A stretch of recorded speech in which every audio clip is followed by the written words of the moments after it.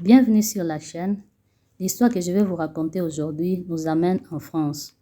Le lundi 26 septembre 2016, la vie de Franck du Fourmentel bascule.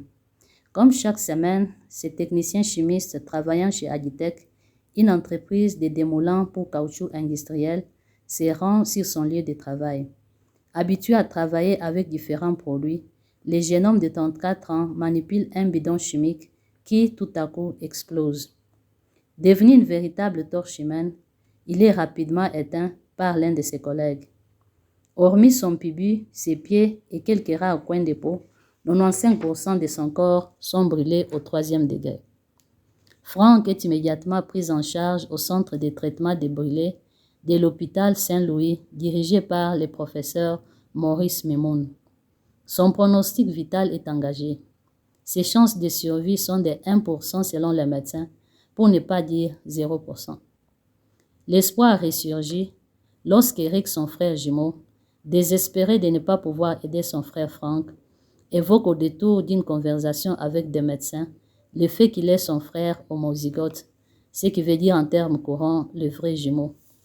Si le don de peau est impossible d'une personne à autre, puisque le corps rejette automatiquement les greffes au bout de quelques jours, des jumeaux issus du même œuf possèdent les mêmes tissus.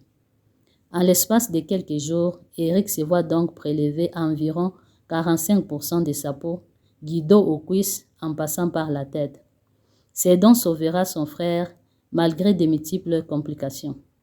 Franck a été plongé dans un coma pendant environ 1 mois.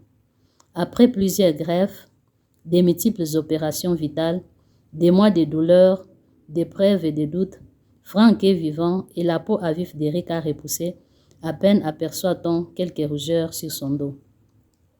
Le 2 mars 2017, Franck quitte l'hôpital pour un premier centre de réadaptation, puis en août pour un second centre de réadaptation. Le 13 avril 2018, Franck quitte le centre de rééducation quelques jours avant la sortie de son livre de témoignages.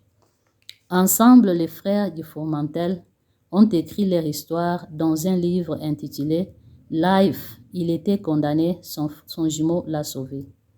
Un livre de combat, de prouesses, mais avant tout un livre d'amour. 300 pages bouleversantes, une plongée dans les coulisses d'une aventure médicale et humaine hors du commun. Merci d'être resté jusqu'à la fin de cette vidéo. N'oubliez pas de liker, partager et s'abonner pour plus de vidéos de survivants. À la prochaine.